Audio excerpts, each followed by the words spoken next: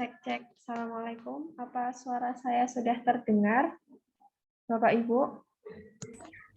Waalaikumsalam. Sudah. Baik,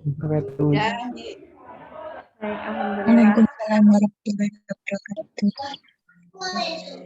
Kita langsung mulai saja ya, Bapak, Ibu. Baik. Bismillahirrahmanirrahim. Assalamualaikum warahmatullahi wabarakatuh. Waalaikumsalam warahmatullahi wabarakatuh. Alhamdulillahirabbil alamin wassalatu wassalamu ala asrofil anbiya'i wal mursalin wa ala alihi washabbihi ajma'in. Amma ba'du. Yang terhormat Direktur Bidang Pendidikan Yayasan Masjid Syuhada Bapak Dr. Muhsin Ahmad, Magister Agama. Yang terhormat Kepala Sekolah TK Masjid Syuhada. Yang terhormat Kepala Sekolah SD Masjid Syuhada. Yang terhormat Kepala Sekolah SMP IT Masjid Syuhada. Dan yang saya hormati para peserta webinar parenting PPDB Yayasan Masjid Syuhada. Pertama-tama, marilah kita panjatkan puja dan puji syukur atas kehadirat Allah Subhanahu wa Ta'ala yang telah melimpahkan rahmat, taufik, dan hidayahnya kepada kita semua, sehingga kita semua dapat mengikuti webinar parenting pada pagi hari ini dengan keadaan insya Allah sehat semua tanpa kurang satu apapun. Amin, amin, amin. Amin. Tak lupa salawat serta salam kita junjungkan kepada baginda Nabi kita, Nabi besar Muhammad Sallallahu Alaihi Wasallam, beserta keluarga dan para sahabatnya. Mudah-mudahan kita semua mendapatkan syafaatnya di yaumul akhir nanti. Amin ya robbal alamin. Amin, amin ya rabbal alamin. Baik, sebelum dimulai acara pada pagi hari ini, perkenalkan, saya Latifah, asisten psikolog sekolah Yayasan Masjid Syuhada. Saya di sini selaku pembawa acara webinar pada pagi hari ini. Sebelum kita melakukan pembukaan acara webinar pada pagi hari ini, izinkan saya untuk membacakan susunan acara. Susunan acara pada pagi hari ini yang pertama adalah pembukaan, yang selanjutnya akan dilanjutkan dengan menyanyikan lagu Indonesia Raya. Acara yang kedua adalah pembacaan ayat suci Al-Quran. Yang ketiga adalah sambutan. Yang keempat adalah acara inti, yaitu webinar parenting dengan tema agar anak tidak salah arah yang dibawakan oleh pemateri kita, yaitu Ustadz Muhammad Fauzil Adin. Acara yang kelima adalah tanya jawab, dan yang terakhir yang keenam adalah penutup.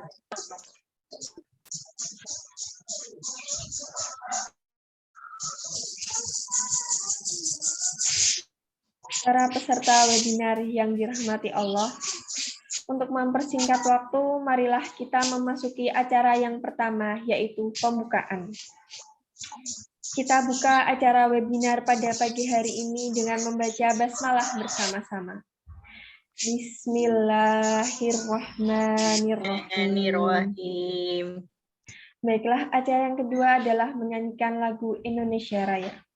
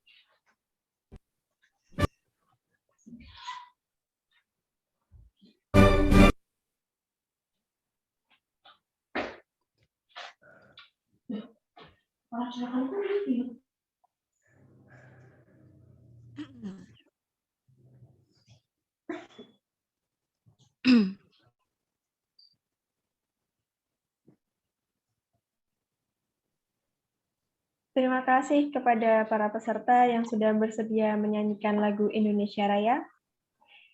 Dilanjutkan acara yang selanjutnya, yaitu pembacaan ayat suci Al-Quran yang akan dibacakan oleh Ananda Diahana Malaika Kuindi Tasa. Kepada Ananda, saya persilahkan. Assalamualaikum warahmatullahi wabarakatuh. Waalaikumsalam warahmatullahi wabarakatuh. Wabarakatuh. A'udzu billahi minasyaitonir rajim. Bismillahirrahmanirrahim. Walaqad atayna Luqmanal hikmata 'anishkur lillah. Wa man yashkur fa innama yashkuru li nafsihi wa man kafara fa innallaha ghaniyyun hamid. Wa idh qala Luqmanu libnihi wa huwa ya'idhuhu ya bunayya la tusyrik billah inna syirka la zulmun azim. Wa wassaynal insana biwalidayhi hamalathu ummuhu wahnan ala wahnin wa fisaluhu fi 'amaini anishkur li walidayk ilayyal masir. Wa in jahadaka ala an tusyrika bima laysa laka bihi ilmun fala tuti'huma wa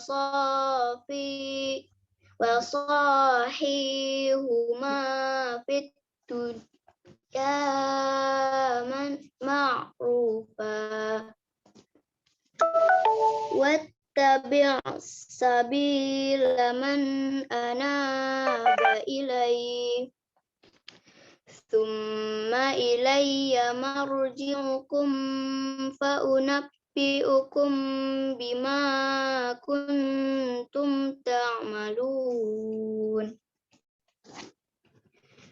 Ya bunayya innaha in taku misqala habbatin min khardalin fatakun fi sahratin aw fis samawati aw fil ardi ya'ti bihallah. Innallaha latifun khabir. Ya bunayya aqimis salata wa'mur bil ma'rufi wanha 'anil munkari wasbir 'ala ma asabak. Inna dzalika min azmil umur. Shadaqallahul azim. Wassalamualaikum warahmatullahi wabarakatuh. Waalaikumsalam warahmatullahi wabarakatuh. Alhamdulillahirrahmanirrahim. Shadaqallahul azim. Terima kasih kepada Ananda Diahana yang telah membacakan ayat suci Al-Quran. Masya Allah, indah sekali. Demikian tadi pembacaan ayat suci Al-Quran. Semoga Allah senantiasa memberikan pahala bagi pembaca dan yang telah mendengarkan. Amin, amin, ya robbal alamin. Acara yang ketiga yaitu sambutan. Sambutan akan diberikan oleh Direktur Bidang Pendidikan Yayasan Masjid Syuhada, yaitu Bapak Dr. Muhsin Ahmad, MAG. Kepada Pak Muhsin, waktu dan tempat kami persilahkan. Baik, terima kasih. Assalamualaikum warahmatullahi wabarakatuh. Waalaikumsalam warahmatullahi wabarakatuh. Ya, terima kasih Mbak Tifa. Bismillahirrahmanirrahim. Alhamdulillahirabbil alamin. Assalatu wassalamu ala asrofil anbiya'i wal mursalin wa ala alihi wa ashabihi ajma'in. Qala rabbi shrahli sadri wa yassir li amri wahlul 'uqdatam min lisani yafqahu qawli, amma ba'du. Yang saya hormati Bapak Ibu Kepala Sekolah baik KPTK, SD maupun SMP IT Masjid Syuhada. Beliau Bapak Eko, Bu Rina, dan juga Bu Mei yang kami hormati. Tak lupa kepada Ustadz kita, Ustadz Fauzil Azim ya, yang sudah hadir bersama kita nanti, yang kita tunggu materi dan juga motivasi-motivasinya untuk kita semuanya. Bapak Ibu peserta webinar pada kesempatan pagi hari ini yang berbahagia dan mudah-mudahan dirahmati Allah Subhanahu wa taala. Tak lupa kepada teman-teman psikolog Yayasan Masjid Syuhada yang kita banggakan. Alhamdulillah pada pagi hari ini kita masih diberikan karunia oleh Allah Subhanahu wa taala, terutama iman, Islam dan juga kesehatan ya. Sehingga dengan kesehatan tersebut kita masih dimampukan untuk bisa beraktivitas, bertolabul ilmi, mencari ilmu, dan juga berbagi pengetahuan pada kesempatan pagi hari ini yang mudah-mudahan apa yang nanti akan kita peroleh dari Ustadz kita, Ustadz Fauzil Azim, menjadi ilmu yang berkah dan manfaat. Salawat serta salam semoga senantiasa Allah limpahkan kepada junjungan Nabi kita, Nabi Agung Muhammad Sallallahu Alaihi Wasallam, yang tentu kita nantikan syafaatnya besok di hari kiamat. Amin ya rabbal alamin. Bapak Ibu peserta webinar pada pagi hari ini yang saya hormati, mewakili dari pengurus bidang pendidikan, saya mengucapkan terima kasih yang sebesar-besarnya kepada khususnya Ustadz Fauzil Azim yang sudah berkenan untuk bisa berbagi ilmu pada kesempatan pagi hari ini, dan juga para Bapak Ibu yang telah ikut berpartisipasi untuk kita bersama-sama nanti menyimak bagaimana tentang tema pada kesempatan pagi hari ini, di mana kita mengambil tema tentang agar anak tidak kehilangan arah ya. Saya kira tema ini menjadi sangat penting dan urgen karena memang situasi kita saat ini sedang dihadapkan pada situasi dan kondisi yang serba tidak pasti. Kemarin COVID-19 sudah menunjukkan tanda-tanda kejinakannya ya, tetapi akhir-akhir ini kemudian tiba-tiba mengganas lagi dan kemudian bahkan Sultan mengancam akan lockdown dan sebagainya. Karena itu kita patut kemudian berhati-hati agar tetap bisa menjaga kesehatan kita selalu tetap prima, dan sehingga kita tetap bisa beraktivitas kembali ya, meskipun dalam situasi saat ini kita masih didominasi dengan sistem online ya. Bapak Ibu yang saya hormati, jadi dalam konteks webinar pada kesempatan pagi hari ini, tema yang diambil adalah agar anak tidak kehilangan arah.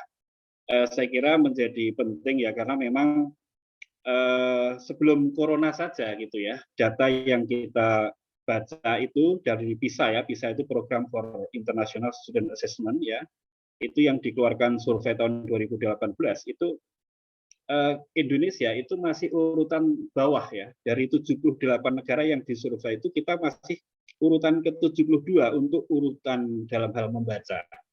Belum lagi dalam hal kemampuan misalnya mapel matematika itu juga urutan ke-72 dari 78 negara. Begitu juga dengan yang lain seperti sains dan mapel-mapel yang lain.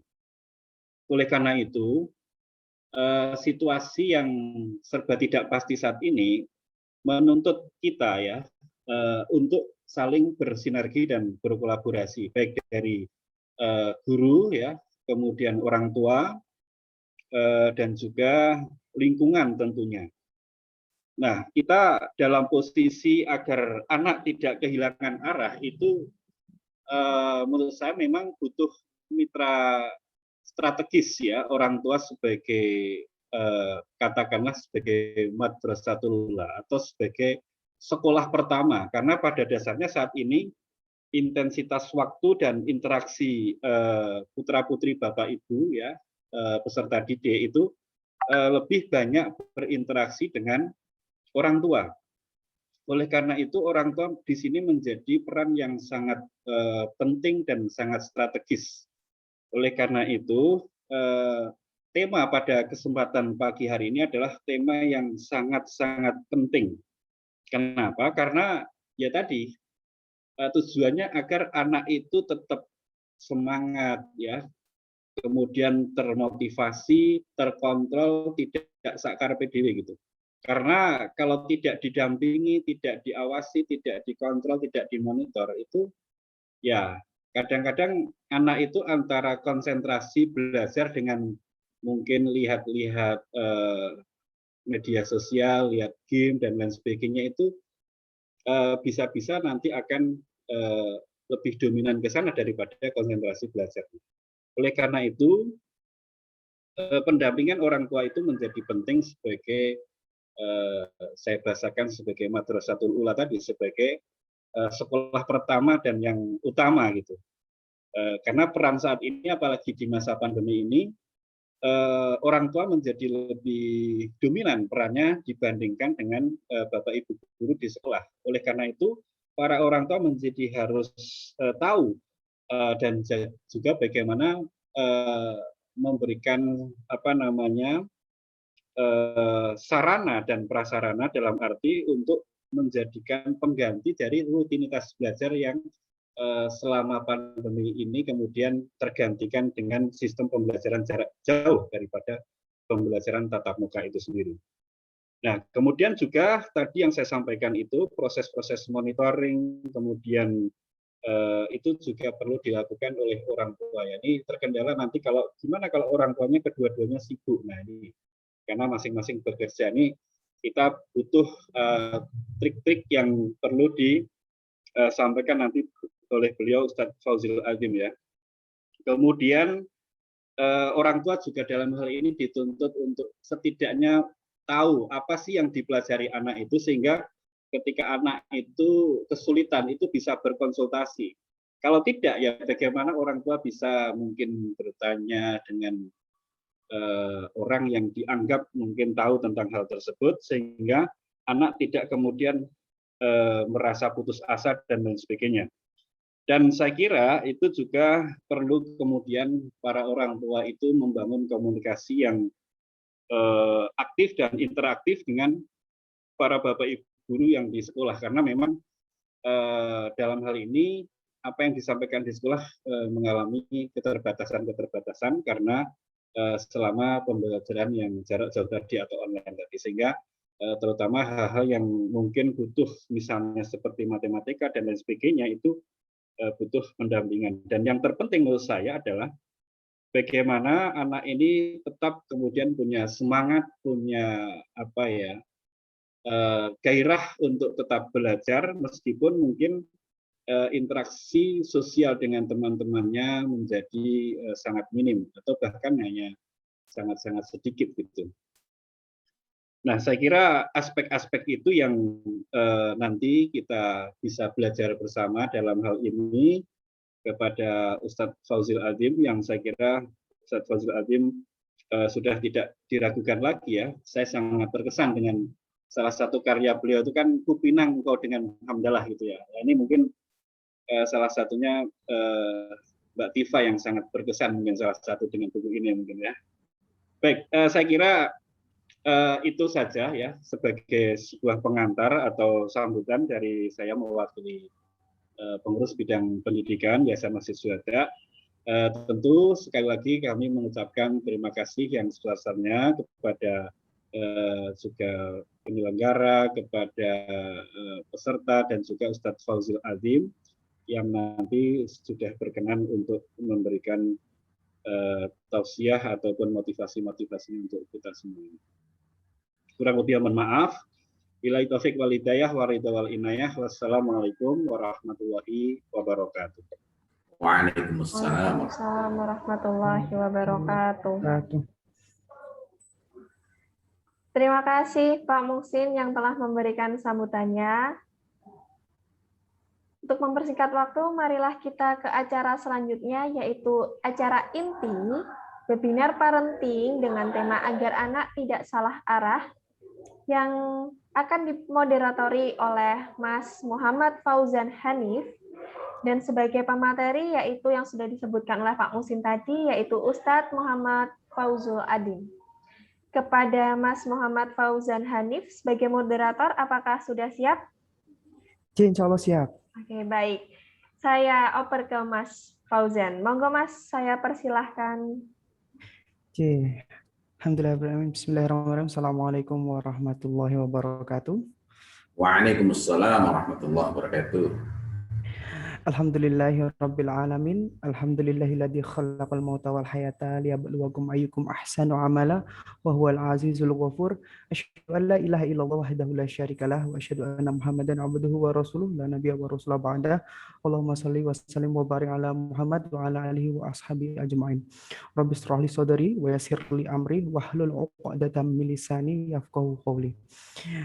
Alhamdulillahirabbil alamin. Puji syukur senantiasa kita panjatkan kehadirat Allah Subhanahu wa taala atas limpahan nikmat yang tidak pernah putus kepada kita semuanya, sehingga kita bisa melalui hari-hari kita dengan penuh barokah.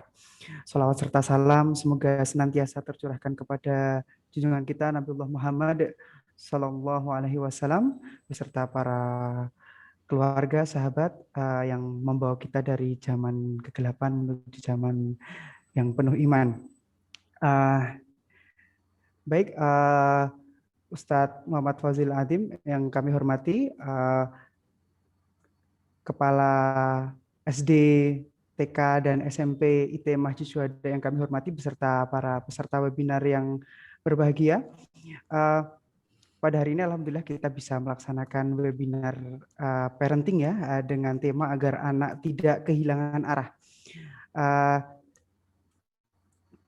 Bapak Ibu yang berbahagia, tentunya dunia pendidikan akan selalu menjadi perbincangan yang tidak akan pernah habisnya hingga saat ini, karena orang tua akan selalu berupaya untuk mempersiapkan buah hatinya agar bisa berkembang secara optimal.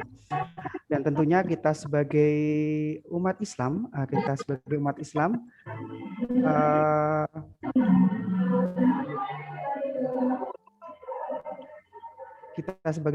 tentunya punya standar sendiri, karena kita sudah punya tuntunan dalam Al-Quran dan juga sudah dituntunkan oleh Rasulullah Muhammad SAW. Seperti tadi yang sudah Pak Muhsin sampaikan, beliau sudah menyampaikan istilahnya mukadimah untuk webinar kita pada pagi hari ini.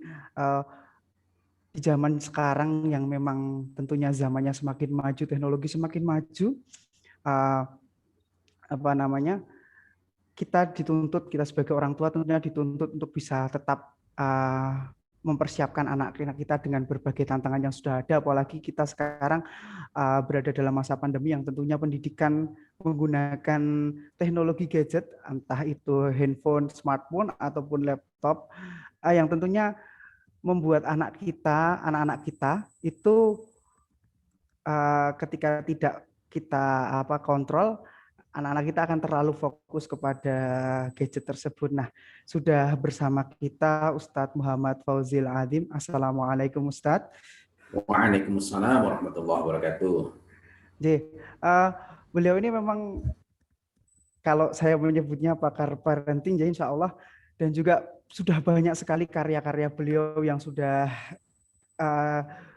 beliau torehkan dalam buku-bukunya. Ada banyak sekali, tadi sudah Pak Muhsin sudah menyampaikan Kupinang Kau dengan Hamdalah. Masya Allah itu kalau setahu saya itu bukunya sudah lama sekali, sudah dari tahun 97 kalau tidak salah. Dan juga beliau juga salah satunya menuliskan buku tentang positive parenting begitu. Oke, langsung saja kepada beliau Ustadz Muhammad Fauzil Adzim. Monggo Ustadz, dipersilahkan. Assalamualaikum warahmatullahi wabarakatuh. Waalaikumsalam warahmatullahi wabarakatuh. Waalaikumsalam warahmatullahi wabarakatuh. Innal hamdalillah nahmaduhu wa nasta'inuhu wa nastaghfiruh wa na'udzu billahi min shururi anfusina wa sayyiati a'malina. Man yahdihillahu fala mudhillalah wa man yudlil fala hadiyalah. Asyhadu an la ilaha illallah wahdahu la syarikalah wa asyhadu anna Muhammadan abduhu wa rasuluh la nabiyya wa la rasula ba'dah. Allahumma salli ala Muhammad wa ala alihi wa sahbihi ajma'in. Rabbi israh li sadri wa yassir li amri wa hlul 'uqdatam min lisani yafqahu qawli ma ba'd. Tema kita pagi ini sangat menantang dan sangat menarik. Saya sempat membicarakannya juga dalam salah satu dialog yang kemudian saya unggah di akun kanal YouTube saya. Ini kanal YouTube sebenarnya baru aja bikin karena desakan mak-mak gitu ya. Sehingga Ramadan kemarin ya sudahlah dengan yang ada gitu. Nah, dan Masya Allah semenjak masa pandemi sangat banyak hal-hal yang menarik untuk dicermati. Tetapi sebenarnya apa yang terjadi sekarang ini hanyalah merupakan cerminan saja, merupakan gambaran saja mengenai apa yang sudah kita lakukan terhadap anak-anak kita. Nah, misalnya mengenai remaja, banyak orang tua yang pusing 17 keliling, bingung bagaimana menghadapi anaknya ketika mereka remaja. Padahal remaja itu merupakan cerminan dari proses yang kita siapkan ketika mereka berada pada usia sebelum 7 tahun, ketika mereka berada pada usia 7 tahun, yang di usia 7 tahun itu kita diberi rambu-rambu, kita diberi acuan oleh Rasulullah Muhammad sallallahu alaihi wasallam dalam hadis riwayat Ahmad. Dalam hadis itu berbunyi kullu mauludin yuladu al fitrah hatta yu'rib anhu lisanuhu fa idza 'abbara anhu lisanuhu imma syakiran wa imma kafura. Nah, kullu mauludin, tiap-tiap anak yulad dilahirkan al fitrah, di atas fitrah. Al fitrah itu maknanya adalah Islam. Bukan mawahib, bukan bakat-bakat, bukan tafawuk. Mauhibah biasanya dimaknai sebagai giftedness itu ya. Bukan itu semua dan juga bukan tabi'ah. Karena seringkali orang rancu misalnya mengatakan fitrahnya perempuan, padahal dia maksud adalah tabi'atul mar'ah, atau misalnya fitrahnya laki-laki padahal dia maksud adalah tabi'atul rijal. Nah, saya terus kembali. Melainkan ini adalah al-Islam, tauhid yang konsekuensinya bahwa setiap manusia itu karena ma'rifatul haq, sebagaimana diterangkan oleh Ibnu Asyur rahimahullah ta'ala pada saat menerangkan mengenai Al-Quran surat Al-A'raf ayat 172, yang ketika itu Allah subhanahu wa ta'ala bertanya kepada kita semua pada saat kita masih di alam ruh, alastu birabbikum, dan kita semua mengatakan bala, ya syahidna. Jadi ya seia-ianya, ya, bukan cuma na'am, tapi bala syahidna, ya kami bersaksi. Nah, Ibnu Asyur rahimahullah ta'ala menerangkan, menjelaskan tafsirnya kepada kita bahwa karena kita ini semua terikat oleh perjanjian tersebut, maka setiap manusia itu lahir dalam keadaan ma'rifatul haq, mengenal kebenaran, dia condong kepada kebaikan sampai datang kepadanya talqinul dhalal. Talqin itu komunikasi yang pertama maknanya ialah orang berkomunikasi, mendiktikan, kemudian diulang, ya. Dan yang kedua, ini sebenarnya hanya perluasan saja, yakni komunikasi yang sifatnya intens, personal, diulang-ulang, itu talqin. Nah, wa tarwijul batil, tarwij itu provokasi, ajakan, seruan, ngomporin, batil, mengenai kebatilan. Yang dari sini kita dapat menyimpulkan bahwa sebenarnya menyesatkan itu jauh lebih berat dibanding menjadikan seseorang itu tergoda kepada kebatilan. Kita tidak berpanjang-panjang mengenai hal itu, walaupun itu sangat menarik, ya. Tetapi yang ingin saya sampaikan adalah hadis itu artinya begini, hatta yu'riba anhu lisanuhu. Jadi orang itu tetap dalam keadaan kebaikan, al-fitrah, hatta yu'riba anhu lisanuhu, sampai lisannya itu fasih berbicara.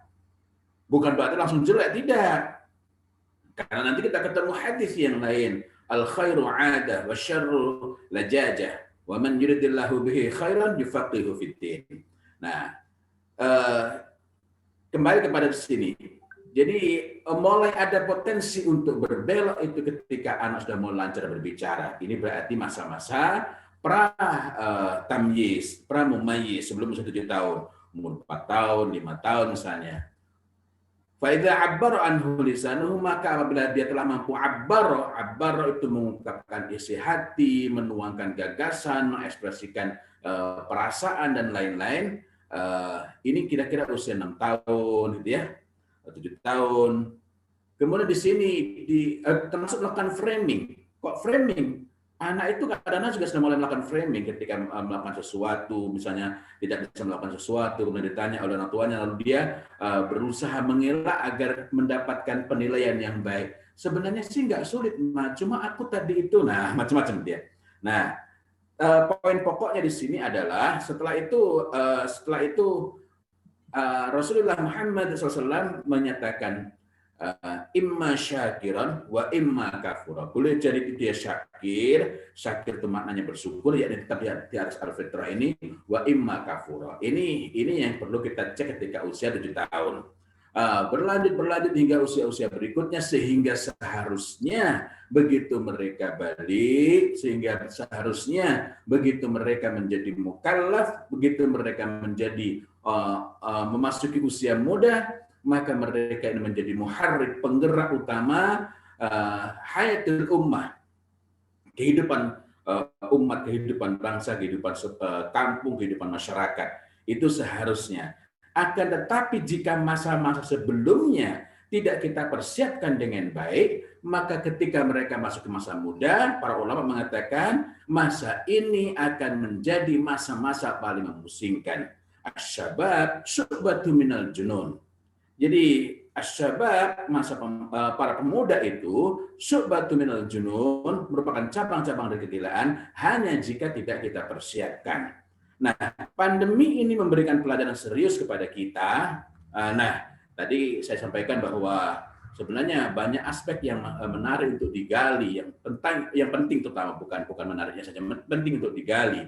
Tetapi saya akhirnya berpikir bahwa karena pagi ini berbicara kepada para orang tua dan pagi ini juga berbicara kepada guru-guru, maka saya ingin mengambil potret yang lebih luas. Sekali lagi bahwa pandemi ini sebenarnya memberikan gambaran saja kepada kita, memberikan kesempatan bagi kita untuk bernafas, memberikan kesempatan bagi kita untuk melakukan evaluasi, untuk melakukan assessment. Pandemi ini juga memberikan pelajaran serius kepada kita, betapa sangat berbahaya dan mengerikannya ternyata jika anak-anak diberi single talent treatment, yakni perlakuan dengan mendasarkan hanya kepada apa yang disangka sebagai bakat anak. Munculnya pandemi corona, sebagaimana kita bersama-sama ketahui, yang mengubah banyak hal dalam kehidupan, menyebabkan sangat banyak orang harus kehilangan pekerjaan. Maka beruntunglah orang yang mampu melakukan adaptation maupun adjustment. Dua-duanya tampaknya sama, maknanya sama-sama berkenaan dengan manusia sendiri, tetapi sebenarnya sangat berbeda. Nah, kita nanti akan tengok ini kaitannya dengan pembelajaran itu. Jadi adaptation maupun adjustment, ketika kita semua harus menghadapi perubahan yang bukan hanya sepekan 2 pekan. Dulu kita mengira mungkin akhir 2020 sudah selesai, dan sekarang sudah memasuki pertengahan pun sudah mendekati akhir ya, dari Juni ini, dari 2021, dan kita tidak tahu apakah akhir tahun ini pandemi sudah berakhir ataukah masih akan berlanjut hingga tahun-tahun yang akan datang. Jadi masih sangat mungkin bulan-bulan mendatang, mudah-mudahan tidak sampai bertahun-tahun, walaupun sangat mungkin masih sampai tahun depan. Sekali lagi ini bukan kita berharap. Jadi kalau tanya, oh, kok pesimis? Bukan pesimis. Pesimis itu terhalangnya peluang dan kemungkinan untuk menemukan yang baik dalam berbagai keadaan. Bahkan di saat keadaan kita sangat-sangat bagus, adapun memetakan keadaan untuk menjadi bahan renungan, bahan refleksi, serta pertimbangan dalam mengevaluasi dan menentukan langkah-langkah ke depan merupakan keharusan untuk dapat mengambil kesimpulan yang tepat. Ini agar kita tidak terjatuh pada utopia. Optimisme tanpa memahami keadaan adalah utopia. Nah, anak-anak yang dibesarkan dengan single talent treatment mungkin siap, mungkin, tapi bukan pasti, melakukan adjustment, penyesuaian diri terhadap perubahan yang ada. Itu pun jika selama ini dia dibesarkan sebagai manusia yang terlatih menghadapi masalah dalam kehidupan sehari-hari, daily life. Sangat banyak anak yang tidak diberi kesempatan untuk memecahkan masalah sehari-hari karena di take over, diambil alih. Apakah itu oleh si mbak, apakah itu oleh orang tua, dan yang lain-lain. Tetapi risiko tidak mampu melakukan adaptasi akan sangat besar. Apalagi jika anak-anak tidak dilatih untuk mampu memecahkan masalahnya sendiri. Maka kemampuan untuk melakukan penyesuaian diri dengan cepat akan lebih sulit lagi.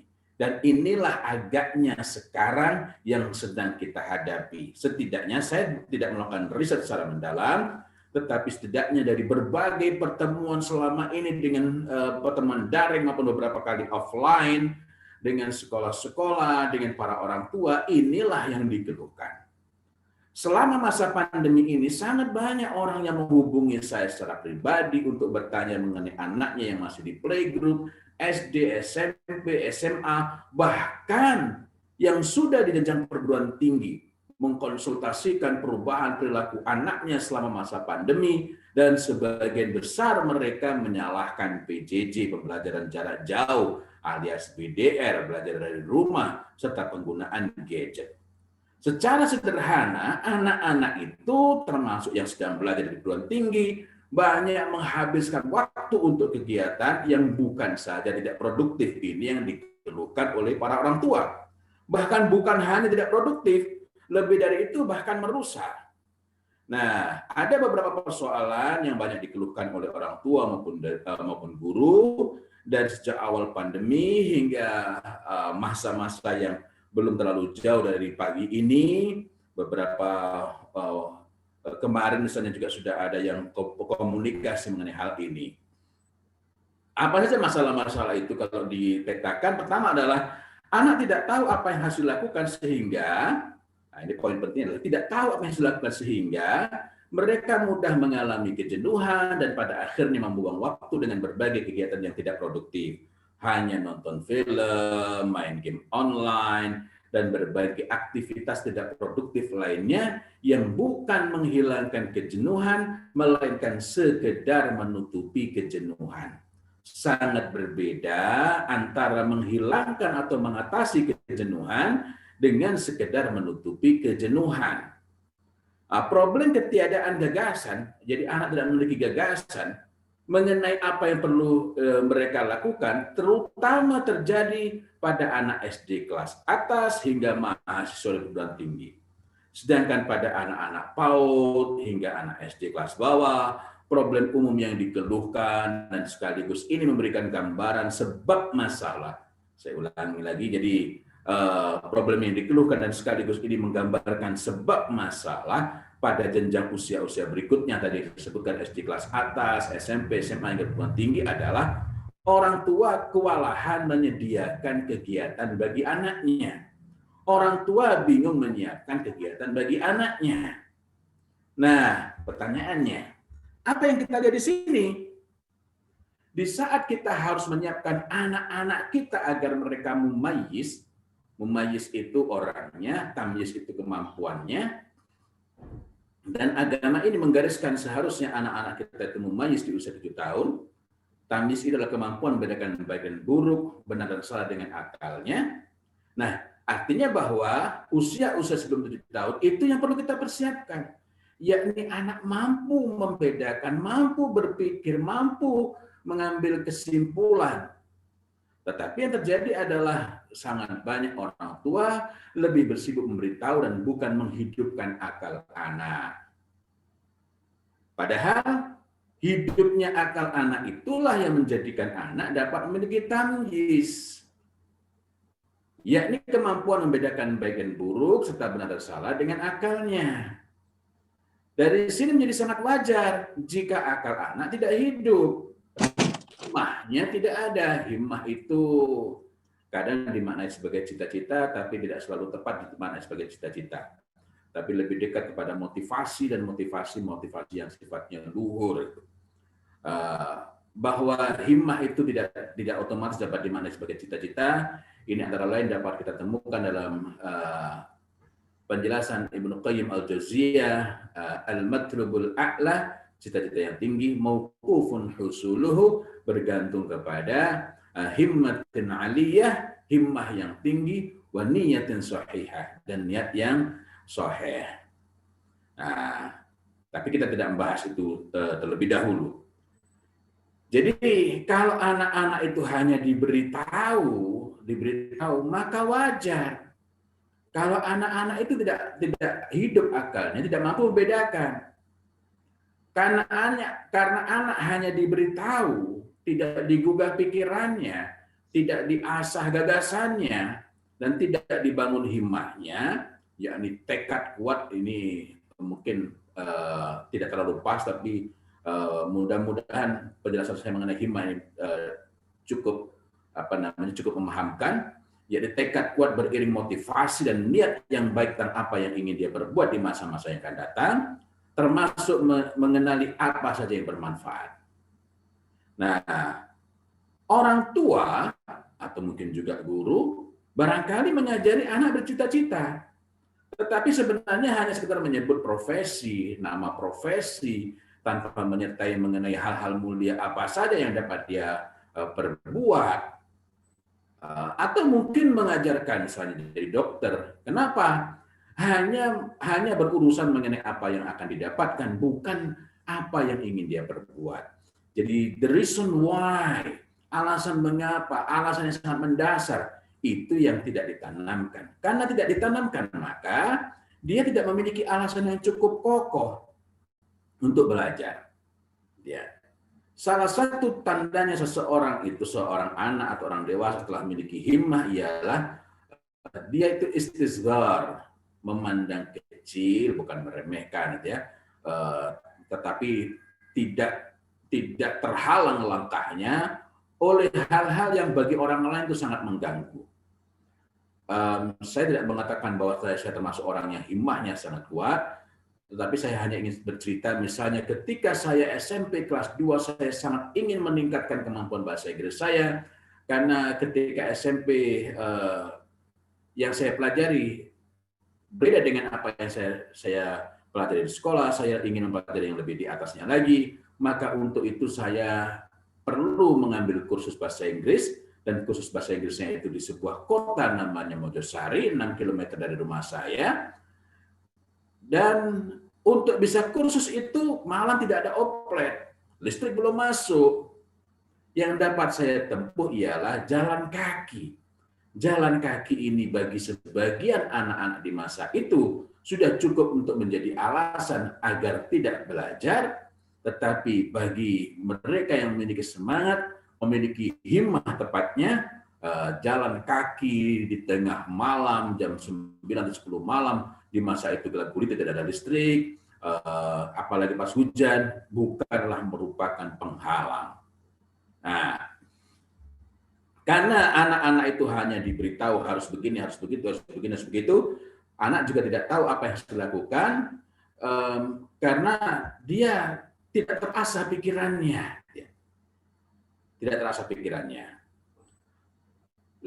Lebih serius lagi manakala, ini mohon maaf, ini sebenarnya lebih merupakan evaluasi bersama ya. Lebih serius lagi manakala orang tua atau pendidik menyibukkan anak. Ada perkataan yang ngeri-ngeri sedap itu. Maksudnya begini. Memang betul orang yang tidak menyibukkan dirinya dengan kebaikan, maka dia akan disibukkan dengan keburukan. Tetapi menyibukkan diri itu artinya anak memiliki gagasan, anak memiliki niat, anak memiliki kemampuan menggerakkan dirinya untuk melakukan berbagai hal yang produktif, yang bermanfaat, yang baik-baik itu. Nah, sangat berbeda ketika mereka disibukkan. Poin pentingnya, ketika anak menyibukkan dirinya, dia subjeknya. Tetapi ketika dia disibukkan, pokoknya jangan sampai ada waktu yang kosong. Kenapa? Kalau anak punya banyak waktu luang, nanti dia berpikir yang enggak-enggak. Lupa bahwa untuk berpikir yang iya-iya pun perlu waktu kosong, perlu waktu luang. Tapi poin pentingnya ialah sangat berbeda. Walaupun anak itu hampir tidak memiliki waktu untuk dirinya, dari pagi sampai malam ada saja kegiatan les ini, les itu, macam-macam itu.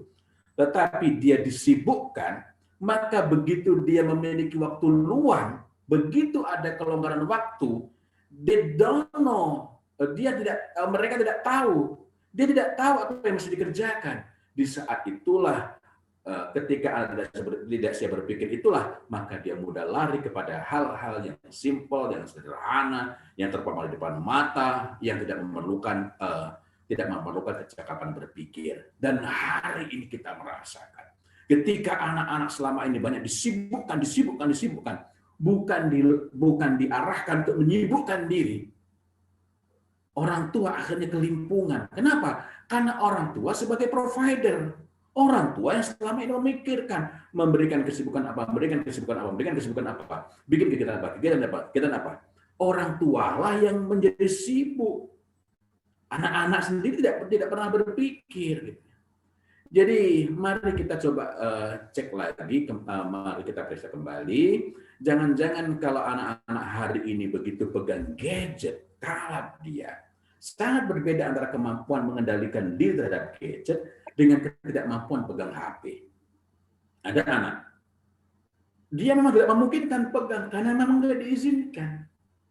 Begitu dia harus pembelajaran daring, bukan ini yang menjadi masalah.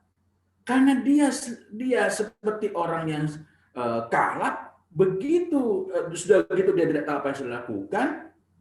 Begitu ada kesempatan, maka dia menjelajah kemana-mana, sehingga pembelajaran daring menjadi momentum yang buruk bagi dia. Nah, jadi mari kita coba tengok kembali mengenai hal ini. Adakah selama ini kita hanya menyibukkan mereka, bukan mendorong mereka untuk menyibukkan diri. Ketika mereka hanya disibukkan, secara fisik mereka tidak diberi kesempatan untuk memiliki waktu longgar yang banyak, maka anak-anak itu begitu memiliki waktu longgar yang banyak, di rumah saja misalnya, macam-macam kemungkinannya. Ada anak yang bosan, atau macam-macam. Kita lupa bahwa kesibukan fisik itu tidak senantiasa sama dengan kesibukan mental. Karena anak hanya disibukkan bukan menggugah mereka untuk menemukan kesibukan, maka sampai mahasiswa pun mereka menunggu instruksi. Tidak ada inisiatif produktif. Mereka inilah yang akhirnya menjadi kelompok yang rawan untuk atba'u kulli na'iq. Atba'u kulli na'iq ini mengacu kepada perkataan Ali bin Abi Thalib radhiyallahu anhu. Beliau mengatakan an-nasu salasa, manusia ada 3 macam. Yang pertama adalah alim rabbani, yang kedua adalah muta'allim ala sabili najah, dan yang ketiga adalah wahamad sura'u atba'u kulli na'iq. Orang yang mengikuti setiap yang berteriak, setiap yang sedang viral. Nah, di masa pandemi ini, juga masa-masa sesudahnya, kita perlu menata kembali paradigma dan arah pengasuhan di rumah, pendidikan kita di sekolah, sehingga dalam keadaan apapun, pikiran anak senantiasa hidup dan mereka kaya inisiatif. Tanpa inisiatif, tanpa adanya inisiatif, ketika inisiatif mereka mati, walaupun mereka selama ini sangat banyak kesibukan, tetapi mereka bukan menyibukkan diri, melainkan disibukkan semata-mata. Tanpa gadget pun kegiatan mereka tidak produktif. Bahkan bisa lebih buruk daripada sekedar tidak produktif. Sebaliknya, jika anak-anak hingga mahasiswa kaya inisiatif sekaligus memiliki himmah yang tinggi, maka gadget pun akan menjadi alat yang produktif, alat untuk produktif, alat mencapai kemaslahatan dan kemuliaan. Bukan hanya sibuk, karena tidak setiap kesibukan itu bermanfaat dan produktif. Yang kedua, ini problem-problem umum yang dikeluhkan. Saya tidak tahu apakah ini juga terjadi di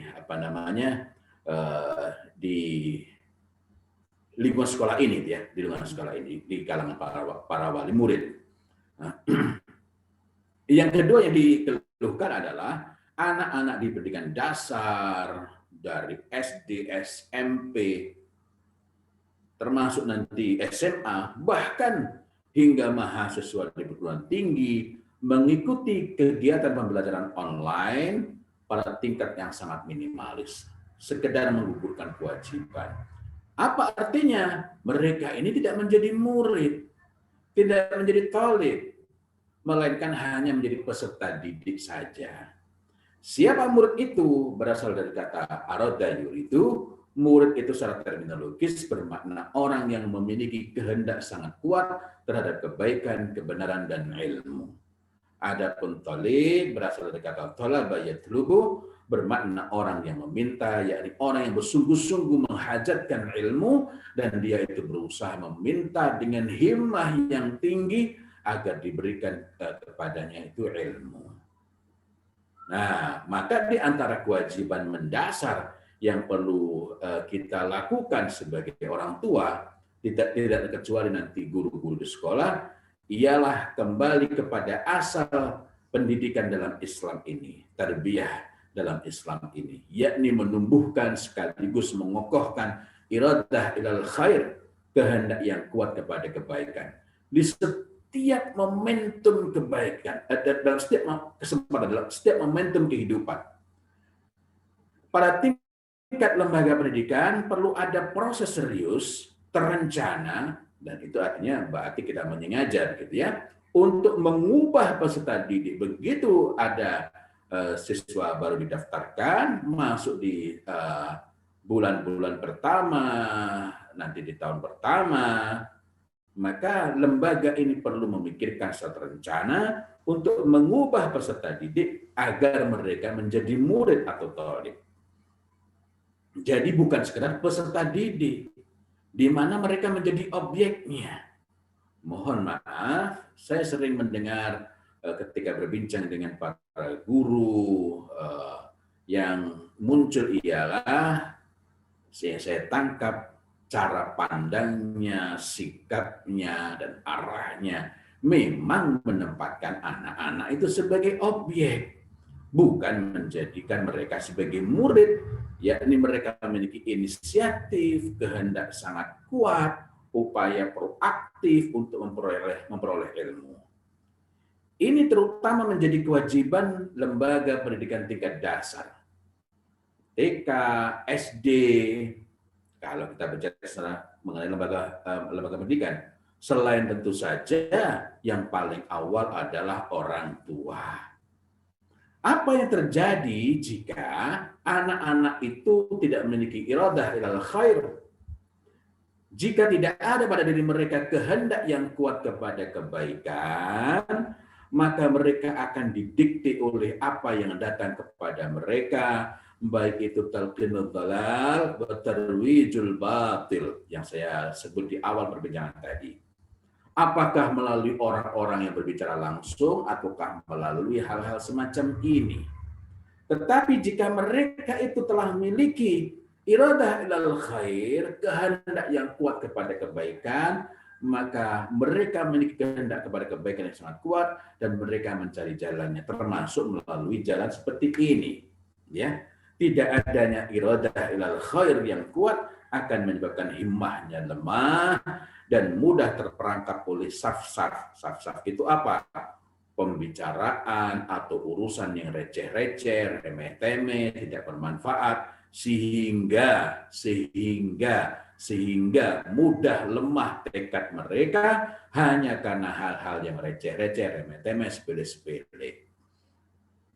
Ini sangat berbeda dengan mereka yang memiliki himmah sangat tinggi, himmah aliyah.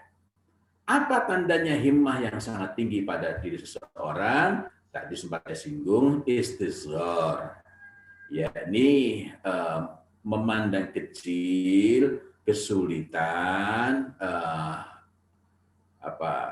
rintangan, hambatan, bukan karena meremehkan, melainkan karena dia tidak merisaukan kesulitan-kesulitan itu disebabkan sesuatu yang lebih besar yang ada di hadapannya. Yang ingin dia capai itu jauh lebih besar. Ya. Jadi segala sesuatu yang tidak ada hubungannya dengan urusan-urusan mulia, misalnya karena cuaca, sulitnya keadaan, itu tidak menjadi penghalang bagi anak-anak yang sudah memiliki iradah ilal khair yang sangat kuat untuk tetap melangkah.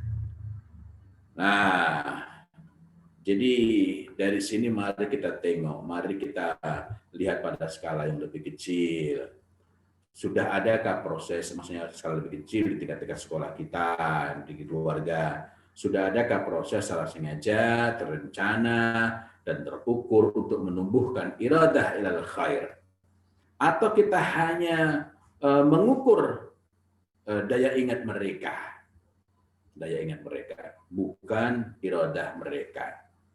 Atau bahkan hanya sekedar apa yang mereka daya ingat itu pun hanya berhenti di situ, tidak melangkah pada tingkatan lebih lanjut, jadi berpikir mereka. Padahal kalau cuma pengetahuan yang mudah diingat, tidak perlu sekolah, googling cukup. Tetapi googling itu tidak menjadikan seorang berilmu, hanya memiliki pengetahuan yang banyak dan tidak mesti beraturan, tidak mesti memiliki konstruksi yang kokoh. Jika iradah ilal khair dan himmah aliyah sudah tumbuh kuat, maka hirs ala manfaat, kesungguhan terhadap segala sesuatu yang bermanfaat akan mudah tumbuh. Tidak peduli apa bakatnya, Sebab kesungguhan itu bukan berkenaan dengan bakat, melainkan berkenaan dengan mana yang membawa manfaat terbesar, mana yang membawa manfaat terbaik, mana yang membawa manfaat yang paling kokoh bagi masa depannya di dunia maupun akhirat. Mengapa ini penting untuk kita perhatikan? Sebab kesalahan proses pendidikan yang berlangsung di pendidikan dini, dasar dan menengah, maka dampak dan bahkan sampahnya adalah ketika mereka dewasa, baik itu di perguruan tinggi atau ketika mereka nanti berkeluarga, bermasyarakat atau tempat kerja. Ya. Nah, ini menarik sebenarnya untuk diperbincangkan lebih lanjut, tapi saya tengok waktu sudah jam 9.41, sementara ya, kita hanya memiliki kesempatan yang sangat pendek. Saya berharap dapat menyelesaikan pembicaraan ini sebelum jam 10, karena nanti jam 10.15 sesuai dengan jadwal saya untuk nanti tanya jawabnya sampai jam 10.15, ya saya harus segera pamit gitu ya.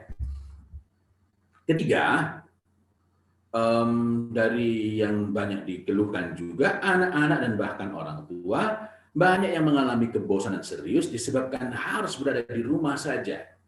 Sekarang sih sudah hampir-hampir tidak ada bedanya dengan masa-masa sebelum pandemi. Tetapi ketika ada pembatasan terjadi lagi banyak keluhan lagi. Ya. Kenapa? Bosan di rumah. Ini tampaknya sederhana, tetapi sebenarnya menunjukkan hal serius berkaitan dengan kualitas keluarga, kualitas keayah bundaan, alias parenting, serta mungkin kegagalan atau mungkin abainya kita dalam membangun apa yang disebut sebagai personal competence. Personal competence itu kecakapan mengelola diri, baik berkaitan dengan kelebihan maupun kekurangan, sehingga menghasilkan manfaat terbaik dalam berbagai keadaan. Nah, ini kalau boleh disebut kegagalan. Yang jelas bahwa kalau disebut kegagalan, kegagalan itu bisa karena salah satu dari dua hal, yakni kegagalan mengenai perlunya membangun kompetensi mengolah diri sendiri atau kurang memadainya strategi yang disiapkan untuk membangun kecakapan mengolah diri pribadi. Akibatnya, dalam situasi pandemi yang seharusnya dapat segera disikapi dan hanya memerlukan adjustment penyesuaian diri sederhana, pada akhirnya melakukan proses adaptasi yang sangat serius.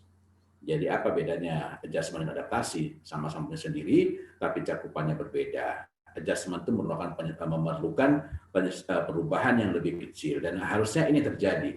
Sehingga ketika anak belajar daring itu hanya berbeda mediumnya saja, tetapi spiritnya tetap sama. Tapi kalau kemudian begitu belajar daring terjadi perubahan perilaku yang sangat fundamental, artinya kecintaan kepada ilmu, iradah ilal khair itu masih belum terbangun betul-betul dalam dirinya. Ya, saya kira itu saja. Ya. Sebenarnya menarik sekali untuk berbincang lebih luas. Tetapi mudah-mudahan perbincangan pada pagi hari ini bermanfaat dan barokah. Sekali lagi saya menyengaja untuk menyelesaikan lebih awal agar ada kesempatan bagi kita untuk berbincang lebih lanjut, khusus dalam cakupannya kaitannya dengan keluarga. Nanti bisa disaksikan, bisa dilihat melalui melalui dialog saya di YouTube, yang linknya akan saya kirimkan melalui chat box. Terima kasih, dan saya kembalikan kepada moderator. Masya Allah, luar biasa sekali membuka paradigma berpikir kita tentang bagaimana kita mendidik anak-anak kita, mempersiapkan anak-anak kita. Sedikit saya merangkum dari apa yang disampaikan beliau. Memang kita anak kita sebelum usia 7 tahun kita perlu mempersiapkan supaya anak kita itu karena iradah ilal khair tadi beliau sampaikan. Jadi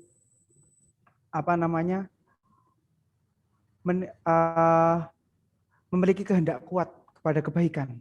Nah, ketika itu sudah ada pada diri anak-anak kita, tentunya ketika memang ada sesuatu yang terjadi, banyak hal, misalnya pandemi, anak kita hanya perlu adjustment gitu. Baik, Bapak Ibu, kita buka sesi diskusi. Bisa disampaikan lewat chat, atau mungkin bisa menyampaikan langsung kepada beliau. Untuk saat ini kita batasi 3 penanya dulu. Monggo silahkan, ada yang mau bertanya, atau mungkin setelah beliau menjelaskan tersadar kemudian butuh arahan atau baiknya gimana gitu. Monggo Bapak Ibu.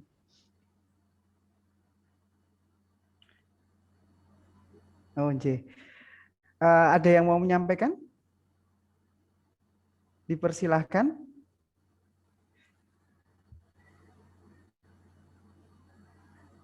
Silahkan Bu Lutfi.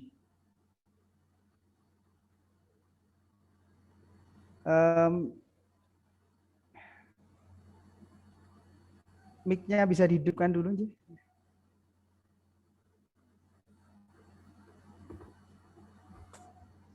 J, monggo. Assalamualaikum warahmatullahi wabarakatuh. Waalaikumsalam warahmatullahi Waalaikumsalam warahmatullahi wabarakatuh. Warahmatullahi wabarakatuh. Mohon maaf Ustadz, saya kebetulan ibu rumah tangga.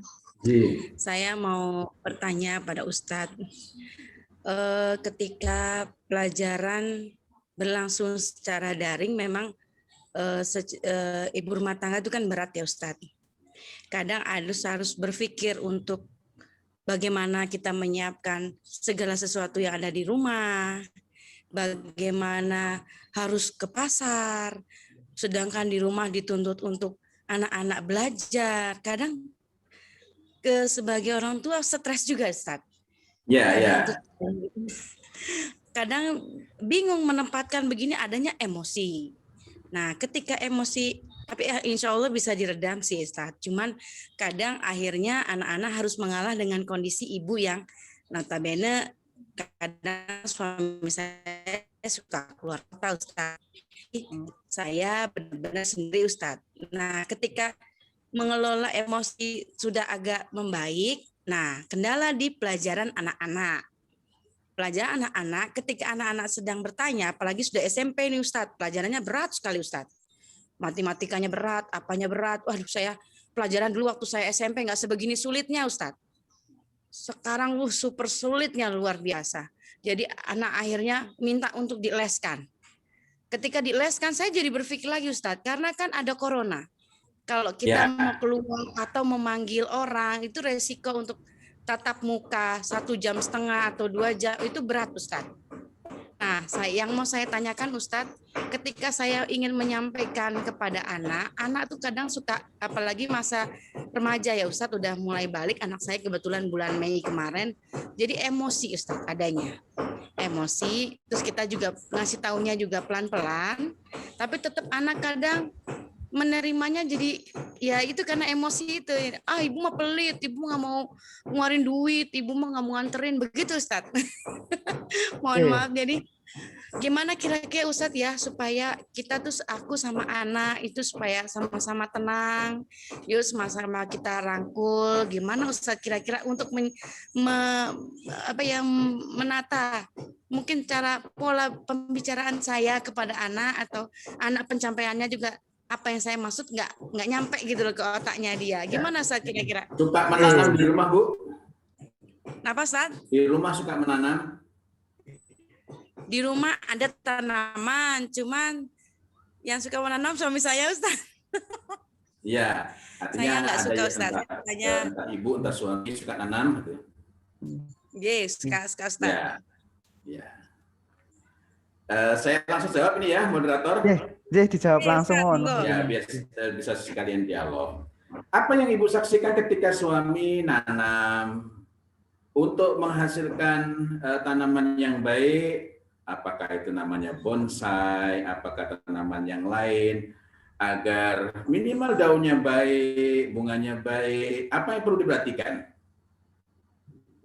Apakah diperhatikan semenjak menyemai, kemudian diperhatikan ketika mulai tumbuh, ataukah baru diperhatikan ketika mulai berbunga? Oh, insya Allah prosesnya dari mulai dia ngaduk, bolongin tanaman tuh loh Ustaz. Ya. Tanah, itu baru tanaman. Itu baru tanaman. Anak-anak kita juga demikian. Kenapa kok remaja itu disebut emosi? Karena dia tidak tahu bagaimana harus berkomunikasi dengan emaknya, pola hubungannya tidak betul-betul klop gitu. Pertama, sebenarnya remaja itu bukan masa krisis, bukan masa keguncangan, tetapi sebagaimana dikatakan oleh para ulama tadi, asyabab syu'batun minal junun. Remaja itu masa-masa kegilaan, cabang-cabang dari kegilaan, itu hanya jika masa sebelumnya belum kita persiapkan. Yang kedua, tadi kita sudah sempat membahas mengenai rambu-rambu yang saya sebutkan hadis riwayat Ahmad tadi, imma syakiran wa imma kafura, dan Ibnu Qayyim al-Jauziyah menerangkan bahwa ini maknanya ialah pada saat anak mumayyiz usia 7 tahun. Nah, ini panjang ya, saya ingin mengambil ringkasnya. Nah, dari sini berarti ada yang perlu kita tata, ada yang perlu kita siapkan. Ada yang perlu kita siapkan. Ini tadi kan cuma hasilnya saja. Anak menjadi lebih emosional. Ketika anak itu emosional, apa sih yang diperlukan? Apa sih yang diperlukan? Kita membantahnya, yang mungkin anak tidak siap menerima bantahan kita, atau kita menata kembali, memperbaiki cara berpikirnya, memperbaiki kembali sikapnya, penerimaannya kepada orang tua. Nah, yang kedua, kalau kita berbicara dan anak itu sulit menerima, itu masalahnya terutama pada bahasa kita, atau masalahnya pada kepercayaan anak kepada kita. Kita itu makin baik kualitas hubungannya, kita sama suami kalau hubungannya sangat baik, kita sama teman kalau hubungannya sangat baik, dan dengan siapapun sangat baik, maka kita semakin nyaman dalam berbicara. Tidak memerlukan teknik-teknik yang sangat khusus, tidak harus berumit-rumit. Tetapi semakin kita itu hubungan dengan seseorang, apakah itu anak kita sendiri, dengan suami, dengan siapapun, itu kok seperti barang pecah belah, salah sedikit ngomong bisa menjadi musibah, bisa mendatangkan masalah, maka ketika kita berbicara jadi harus lebih berhati-hati, harus betul-betul menjaga, ibarat gelas taruh di pelan-pelan, terus kita kita tarik tangan pelan-pelan gitu. Kenapa? Agar nggak tersenggol, agar tidak jatuh, agar tidak pecah. Nah, karena itu akhirnya sekarang banyak yang justru lebih bersibuk mengajarkan kepada kita bagaimana teknik berbicara, sementara hal mendasarnya itu tidak. Kalau anak itu hatinya lapang dengan kita, hatinya nyaman dengan kita berbicara sambil goreng, langsung oh iya nak.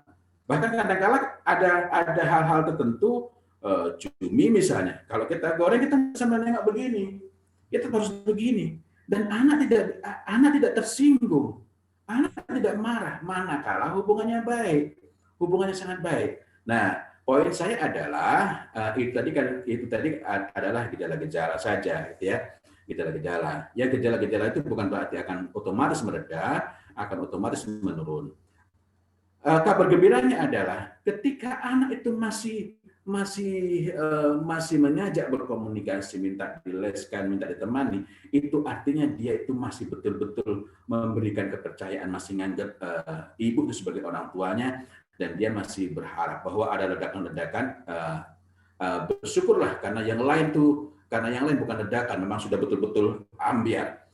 Ada anak yang betul-betul menunjukkan penentangannya kepada orang tua, bukan tadi kan mengatakan cuma pelit ya, cuma pelit. Nah, dalam hal ini berarti yang perlu kita sampaikan adalah tadi misalnya mengatakan itu pelit. Kenapa dia menyebutkan itu? Karena dia tidak memperoleh kesimpulan lain. Nah, karena itu penting sekali bagi kita untuk meluangkan waktu mengajak berdialog. Dialog itu artinya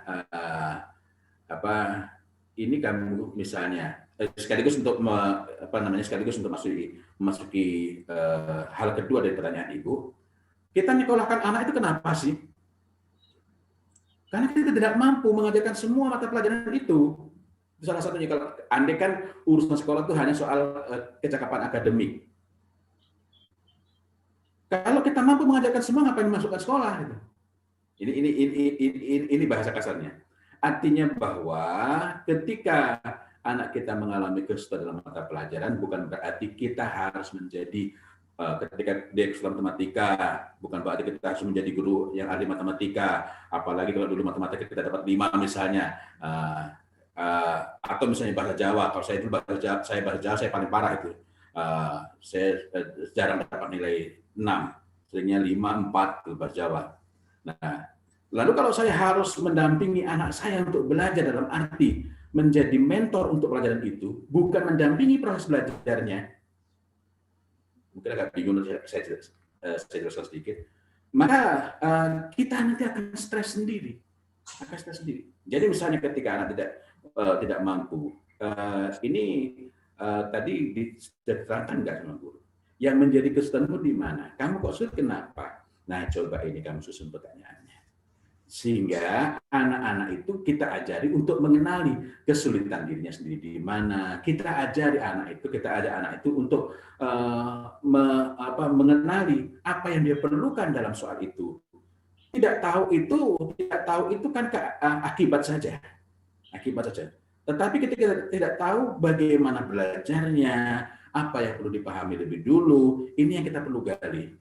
Untuk kamu kok nggak bisa ini kenapa? Di situ di buku sudah ada enggak? Kalau sama gurumu diterangkannya bagaimana? Kemarin ada rekamannya enggak karena akan belajar daring? Coba kita tengok lagi. Nah, yang kamu sulit pahami dari gurumu apa? Kamu sudah tanyakan belum? Coba. Jadi tapi di sini yang menjadi subjek bukan kita yang hanya kamu harus begini. Melainkan inilah momentum, melainkan inilah kesempatan untuk menggugah, untuk mendampingi anak, mengasah kemampuan anak memecahkan masalah. Bukan kita yang menjadi pengambil alih masalah anak. Kalau kita yang mengambil alih masalah anak, ada anak tanya, itu coba ini jawabannya coba. Nah di sini ini, misalnya ada hitungan itu perlu saya begini. Nah coba, kamu kerjakan. Artinya di situ anak tidak belajar bagaimana memecahkan masalah. Kita yang memecahkan masalah. Kalau kita yang memecahkan masalah, nanti anak akan ketika usianya bertambah, dia tidak terampil memecahkan masalah. Jadi kesulitan itu merupakan hal yang perlu kita syukuri sebagai kesempatan untuk mendampingi anak. Bukan untuk tergesa-gesa dapat nilai baik, tetapi sebagai momentum, sebagai kesempatan agar anak belajar memecahkan masalah. Nah, jadi dalam hal ini bukan berarti orang tua, mohon maaf, misalnya orang tuanya dulu jurusan bahasa 4, atau jurusan A1 fisika, kalau sama saya A1 ya, fisika. Senangnya kimia. Lalu diminta untuk menjelaskan biologi. Kalau bersama-sama kita bisa bingung.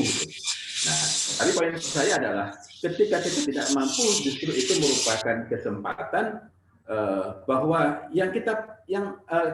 kesempatan bagi kita untuk memberikan yang lebih mendasar, yakni kesediaan anak untuk berpikir, mendampingi anak untuk memecahkan masalah, bukan mengambil alih masalah, kesulitannya di mana. Terus misalnya kita bertanya, kalau kamu les, apa yang kamu dapatkan? Kan kamu sudah mendapatkan dari guru, apakah dengan penjelasan itu akan membuatmu lebih paham? Yang kamu perlukan dari les itu apanya? Jadi kita mengajak dialog. Sekaligus kita menunjukkan bahwa kita itu siap mengeluarkan uang. Mungkin agak abstrak ya.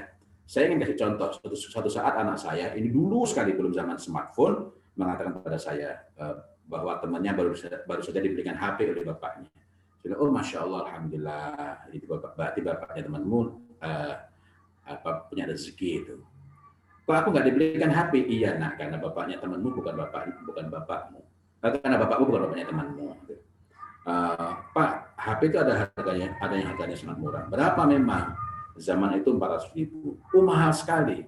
Ringkas kata sampai yang lebih paling murah pun 150.000 saya bilang mahal. Tapi selalu saya tunjukkan, tapi nak, seandainya kamu ada kegiatan daurah, ada kegiatan misalnya di Jakarta atau di mana, dan memerlukan uang, misalnya 5 juta, 10 juta, dan Bapak sedang tidak punya uang, Bapak akan usahakan uang itu. Itu jauh lebih murah daripada memberikan HP buatmu. Nah, artinya anak melihat bahwa bapaknya nggak pelit, ya, pada masa itu. Nah, dan suatu ketika anak saya ajak ke Jakarta naik pesawat. Setelah saya ada bincang-bincang, kamu tahu nggak harga tiketnya berapa? Artinya dari harga tiket anak tahu bahwa kalau misalnya tiketnya itu ditukarkan HP bisa. Kenapa ini? Karena ini jauh lebih penting. Nah, jadi hal-hal yang dapat menunjukkan kepada anak bahwa oh iya, berarti bukan pelit. Mungkin itu sebenarnya mungkin belum tuntas itu ya. Atau ada hal-hal lagi yang masih perlu digali gitu. Ya. Ya, alhamdulillah Ustadz sedikit-sedikit memberi pencerahan untuk bisa mencari solusi dari ini dibandingkan dengan yang ini, cara bahasa saya supaya bisa anak itu ngerti. Iya, Ustadz, makasih banyak. Sami-sami. Nun, Assalamualaikum warahmatullahi wabarakatuh. Waalaikumsalam warahmatullahi wabarakatuh. Baik Ustadz. Selanjutnya saya sudah membaca beberapa chat dari peserta kita. Beberapa saya rangkum menjadi satu buah pertanyaan. Beberapa ini trik atau cara bagaimana nih cara menumbuhkan ini Tat, iradah ilal khair, artinya keinginan kepada kebaikan, dan tentunya tidak semua mempersiapkan itu pada saat usia sebelum 7 tahun Ustadz. Nah, kalau mereka sudah dewasa atau menginjak usia remaja, nah itu bagaimana menumbuhkan kehendak atau keinginan kepada kebaikan Ustadz? Ya, gimana menumbuhkannya? Pertama adalah yang menumbuhkan ini bagi anak itu kredibel nggak? Mohon maaf, kita ini perlu terbuka untuk menilai diri sendiri. Kira-kira anak-anak kita itu terhadap kita masih percaya nggak? Ada dua hal. Yang kalau dua hal ini ada pada diri anak terhadap kita, maka tidak memerlukan hal-hal yang rumit-rumit untuk berbicara kepada anak. Apa itu dua hal itu? Pertama adalah fiqh, trust. Fiqh. Nah, untuk menjaga fiqh itu, mari kita perhatikan perintah Allah Subhanahu wa Ta'ala dalam Al-Quran, surat An-Nisa ayat 9. Dan menarik ayat ini. Menariknya bagaimana? Ayat ini mengajarkan kepada kita dan dimulai dengan perintah untuk takut. Bagaimana itu? A'udzubillahi minasyaitonirrajim. Bismillahirrahmanirrahim. Wal yakhshal ladzina law taraku min khalfihim dzurriyyatan dhi'afan khafu 'alaihim falyattaqullah wal yaqulu qawlan sadida. Dan hendaklah takut, khasyah. Khasyah yang bagaimana? Khasyah kepada Allah secara keseluruhan. Tetapi karena ini berbicara mengenai anak, mengenai generasi yang ditinggalkan di belakang kita, maka perintah untuk khasyah itu tetap berlaku untuk khasyah kepada Allah secara keseluruhan. Hanya saja kita perlu mengingat bahwa sebagai orang tua, lebih-lebih lagi sebagai orang tua, kita perlu menegakkan khasyah, rasa takut sebagai orang tua. Sehingga tips parenting apapun yang menghilangkan khasyah itu rasa takut dalam keadaan aman, rasa takut dalam keadaan tidak terancam. Segala sesuatu yang menghilangkan khasyah kita sebagai orang tua, pastilah itu menyelisihi tuntunan agama ini. Jadi hendaklah takut kepada Allah Subhanahu wa Ta'ala orang-orang yang seandainya meninggalkan di belakang mereka generasi yang lemah. Alladzina law taraku min khalfihim dzurriyyatan dhi'afan khafu 'alaihim, yang mereka takuti nasib mereka sesudah mereka tiada. Lalu Allah Subhanahu wa Ta'ala berikan kuncinya agar kita dapat menghindarkan itu. Falyattaqullah, maka bertakwalah kepada Allah, takwa secara keseluruhan, yakni takwa dalam makna takut kepada Allah, mentaati segala yang diperintahkannya, memuliakan segala yang dimuliakannya, menganggap penting segala yang dianggap penting oleh Allah Subhanahu wa Ta'ala pada agama ini, meninggikan segala yang ditinggalkan oleh agama ini, termasuk dalam urusan mendidik anak.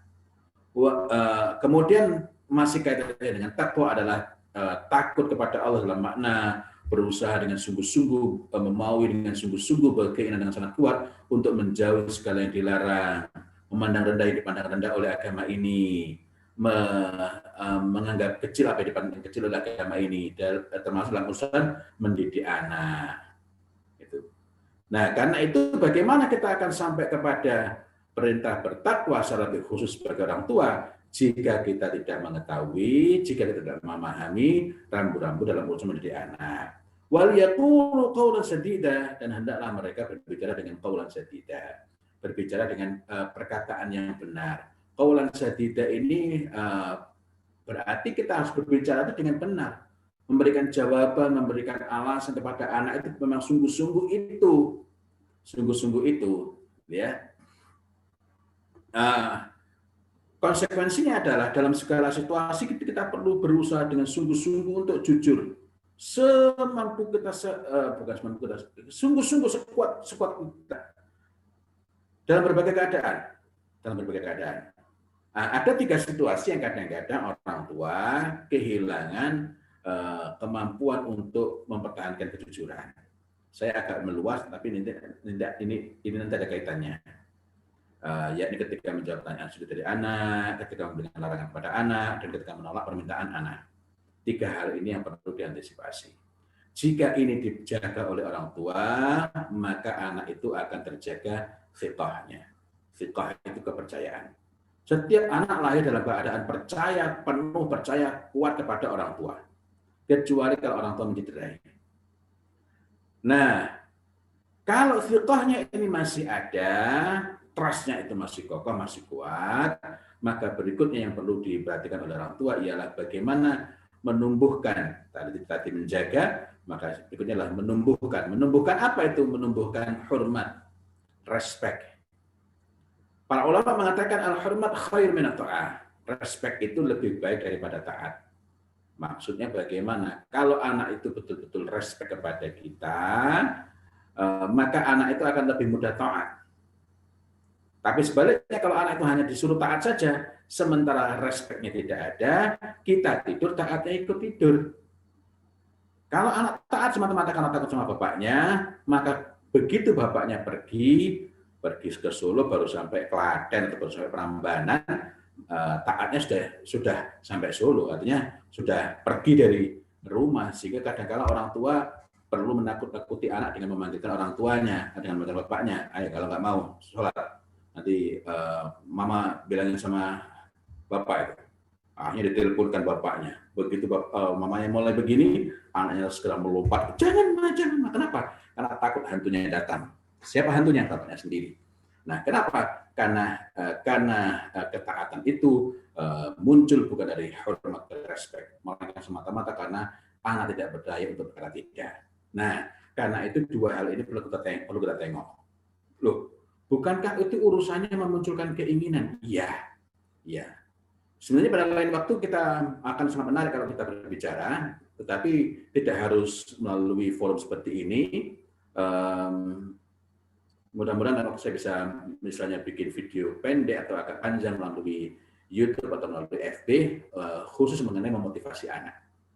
Karena banyak sekali yang gesrek, harusnya memotivasi tapi hanya menyemangati. Ya. Apa bedanya? Motivasi itu berkenaan dengan motif. Alasan mendasar. Kalau menyemangati hanya memunculkan keterlibatan emosi sehingga anak itu senang, terus meluap-luap perasaannya, antusias. Ya. Terusan lagi. Kenapa pertanyaan tadi saya perlu jawab dengan ini? Karena jika 2 hal ini ada, siqah wal hormat, maka kata-kata kita itu akan lebih mudah didengarkan walaupun kita berbicara dengan tanpa menggunakan teknik-teknik yang rumit. Sekarang ini jadi orang tua kan stres banget loh. Maksudnya banyak yang stres. Lah mau ngenasihatin anak nunggu anak mau tidur. Kenapa? Karena katanya otak anak dalam keadaan gelombang alfa. Anaknya 1 mending, anak saya 7. Nah, kalau nunggu anaknya mau tidur, iya kalau kita masih melek. Kadang-kadang kita malah tertidur duluan. Bahkan sering. Nah kalau anak 7, sementara kalau kita perhatikan dalam kehidupan Rasulullah Muhammad SAW, justru nasihat itu lebih banyak diberikan pada saat anak sepenuhnya sadar, berbincang-bincang. Jadi 2 hal ini perlu kita cek dulu. Jika 2 hal ini memang ini tidak menjadi shortcut, tidak menjadi tidak menjadi jalan pintas, tetapi ingatlah bahwa yang instan itu hanya mie instan dan kopi instan. Anak-anak kita tidak bisa jadi instan. Nah, jika 2 hal ini kita benahi, misalnya anak itu kok enggan bincang dengan kita. Ada apa? Kita perlu cek, respeknya masih ada enggak? Oh, tidak ada. Kita tengok. Fiqahnya masih ada enggak? Trustnya masih ada enggak? Kepercayaannya masih ada enggak? Kalau kepercayaannya masih ada, itu berarti yang kita perlukan adalah mengakrabkan diri. Artinya tidak langsung berbicara mengenai irada ilal khair, melainkan menjadikan anak nyaman dengan kita. Kita melakukan hiwar, bincang-bincang. Hiwar, bukan soal jawab, bukan tanya jawab pada anak. Kamu dari mana tadi? Tapi hiwar. Kita berbincang. Nanti akhirnya lebih lanjut lagi kita menjadi ngobrol hangat, yang ada bercanda di situ. Pada saat itulah baru kita masukkan nasihat yang singkat. Nasihat itu kaidah dasarnya adalah qalla wa dalla, ringkas, padat, mudah dimengerti, bukan berpanjang-panjang. Kalau anak baru duduk kita nasihati, wah, anak itu bisa nyesel Tuhan, musibah, sehingga malah anak nggak mau lagi duduk kita. Nah, tapi kalau fiqhnya anak, kepercayaan anak kita sudah lemah, malah sudah hampir-hampir nggak ada, maka kita yang perlu menggali apa sebabnya sehingga anak itu tidak lagi percaya pada kita. Karena kalau kepercayaan tidak ada, maka hormatnya pasti nggak ada. Tapi kalau kepercayaan itu masih ada, maka hormatnya ini lebih mudah lagi dibangun. Yang sudah rusak dapat dibangun lagi. Dengan memulihkan hubungan, dengan memulihkan kedekatan, dengan menjadikan anak nyaman, dengan menjadikan anak senang duduk bersama dulu, ya, artinya maksudnya duduk bersama dulu yang kita upayakan, bukan langsung kamu tumbuk begini. Kenapa? Karena kalau kita bersibuk ke situ sementara ibaratnya HP belum disimkat atau simkatnya salah, ya kita teriak keras-keras, anak menyaut, padahal bukan dari HP, ya, artinya nggak connect. Nah, kalau sudah seperti itu, anak sudah nyaman lagi dengan kita, barulah kita menghidupkan pembicaraan mengenai al-ma'ali wal makarim. Al-ma'ali wal makarim itu gimana? Ada sangat banyak hadis mengenai hal ini, misalnya innallaha karim, innallaha azza wa jalla karim yuhibbul kurama wa yuhibbu ma'aliyal umur wa yakrahu safsafaha. Sesungguhnya Allah azza wa jalla itu mulia, pemurah, yuhibbul kurama, dan mencintai orang-orang mulia. Wa yuhibbu, dan mencintai ma'aliyal umur, urusan-urusan yang luhur, urusan-urusan yang tinggi. Wa yakrahu safsafaha. Pelajarannya apa? Ini to make the story short karena maksudnya sangat banyak. Pada tahap awal, kita lebih banyak menghidupkan pembicaraan mengenai orang-orang mulia. Mengenai orang-orang yang melakukan banyak hal yang inspiring. Kebaikan-kebaikan mereka. Setelah itu baru, kalau ini sudah sudah nyaman, kita baru mulai beranjak kepada membicarakan mengenai urusan-urusan yang tinggi. Tapi awalnya adalah membicarakan orang-orang yang mulia, orang-orang yang baik. Tadi yuhibbul kurama, dan menjauhi saf-saf, menjauhi membicarakan hal-hal yang receh-receh dan sepele-sepele. Kemudian selanjutnya kita masih menghidupkan pembicaraan mengenai al-ma'ali wal makarim. Al-ma'ali berarti hal-hal yang luhur, makarim itu hal-hal yang mulia, dan menumbuhkan sidqun niyah. Sidqun niyah itu adalah niat yang suratnya, keinginan, kesungguhan, kemauan kuat kepadanya. Pada tahap ini kita baru bicarakan, Masya Allah, bersyukur sekali. Kamu nak jadilah begitu. Nanti kalau sudah asik ini kita ketemu yang kita bicarakan itu hal-hal yang menggugah, sosok-sosok yang menggugah, terus apa yang mereka lakukan, barulah kita melangkah lebih jauh. Alangkah baiknya andaikan kita termasuk seperti itu. Nah, setelah itu baru kepada suruhan-suruhan secara langsung. Wallahu a'lam bishawab. Itu saja yang dapat saya sampaikan. Ihdinas siratal mustaqim, billahi taufiq wal hidayah, wal inayah, walhamdulillahirabbil alamin. Wassalamualaikum warahmatullahi wabarakatuh. Waalaikumsalam warahmatullahi wabarakatuh. Jazakallahu khairan khasir atas Amin. ilmunya dari Ustadz Muhammad Fauzil Adim. Masya Allah luar biasa. Sedikit saya sampaikan kembali bahwa memang dalam rangka kita bisa membangkitkan irodah ilar khair. Ada dua hal yang perlu kita lihat dari dalam diri kita. Ada yang perlu kita pandang, anak kita memandang diri kita. Jadi yang pertama kepercayaan anak kepada kita sebagai orang tua. Yang kedua juga rasa hormat. Ketika memang hal itu sudah selesai, artinya ketika hal itu sudah selesai, sudah anak-anak sudah percaya kepada kita, anak-anak sudah hormat atau punya sifat respect kepada kita mulai membicarakan orang-orang mulia. Nah, Masya Allah. Tentunya kita sebagai umat Islam banyak sekali belajar tentang siroh-siroh dan juga pasti yang dalam siroh banyak sekali orang-orang mulia yang memberikan teladan, memberikan pembelajaran kepada kita. Kemudian kita membicarakan keinginan-keinginan luhur, dan tentunya alangkah lebih baiknya juga kita sebagai orang tua juga termasuk menjadi orang teladan atau orang yang patut menjadi contoh bagi anak-anak kita sendiri. Masya Allah luar biasa. Jadi Bapak Ibu peserta yang berbahagia, sudah sekitar 1 jam lebih, 1,4 jam kita membahas tentang permasalahan yang tentunya kita tahu menjadi permasalahan, dan alhamdulillahirrahmanirrahim Ustadz Fauzil Adim memberikan paradigma baru bagi kita bahwa tentunya memang banyak yang perlu kita benahi. Tentunya tadi beliau menyampaikan bahwa memang dalam rangka mempersiapkan anak-anak kita, sebenarnya sampai usia 7 tahun ini kita perlu membangun keinginan kepada kebaikan, irodah ilal khair. Tapi mungkin bagi kita yang putra-putrinya sudah terlanjur, sudah menginjak usia remaja, menginjak usia sudah pemuda, atau sudah dewasa, mungkin kita perlu memperbaiki hubungan kita kepada anak-anak kita. Perlu tadi yang sudah saya sampaikan, ada 2 hal. Terus kemudian kita baru perlahan-lahan membangun keinginan yang kuat, keinginan kepada kebaikan pada diri anak-anak kita. Masya Allah. Bapak Ibu yang berbahagia, untuk webinar kita pada siang hari ini sepertinya kita cukupkan dulu. Nanti saya kembalikan ke MC selaku pembawa acara. Dari saya, semoga harapan saya tentunya semoga kita nanti masih bisa menyelenggarakan pertemuan lanjutan, insya Allah. Semoga nanti Allah meridhoi.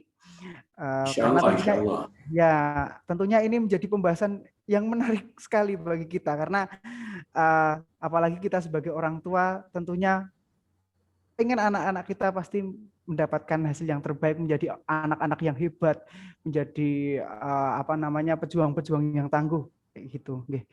Mungkin dari saya seperti itu. Bila banyak kesalahan mohon maaf. Saya akhiri, wassalamualaikum warahmatullahi wabarakatuh. Saya kembalikan kepada MC. Dipersilahkan Mbak Tifa. Waalaikumsalam warahmatullahi wabarakatuh. Terima kasih Mas Fauzan, terima kasih Pak Ustadz atas ilmunya. Semoga kita semua dapat menerima ilmu tersebut dan mengamalkannya dalam kehidupan sehari-hari. Sangat bermanfaat sekali. Amin, amin, amin ya robbal alamin. Amin. Baik, Bapak, Ibu, Ayah, Bunda, peserta webinar parenting pada siang hari ini, webinar parenting telah usai. Nanti apabila ada yang ingin menyimak kembali Nyalakan volumenya. webinar pada siang hari ini, kami akan mengupload di YouTube kami. Ada di YouTube Psikolog Masjid Syuhada, SMP IT Masjid Syuhada. Ya, baik, nanti linknya akan kami share di grup WhatsApp ya, Bapak, Ibu, Ayah, Bunda sekalian. Baik, menginjak acara yang terakhir yaitu penutup. Sebelum acara ditutup, saya selaku pembawa acara pada webinar parenting pada siang hari ini, pada pagi hari ini, mewakili moderator dan pembawa materi beserta kawan-kawan yang lain sebagai panitia webinar parenting Yayasan Masjid Syuhada, memohon maaf apabila dalam tutur kata selama parenting ini kami banyak melakukan kesalahan, sengaja maupun tidak sengaja. Baik, webinar parenting siang hari ini saya tutup. Terima kasih Ayah Bunda. Sekian, billahi taufik wal hidayah. Wassalamualaikum warahmatullahi wabarakatuh. Waalaikumsalam warahmatullahi wabarakatuh.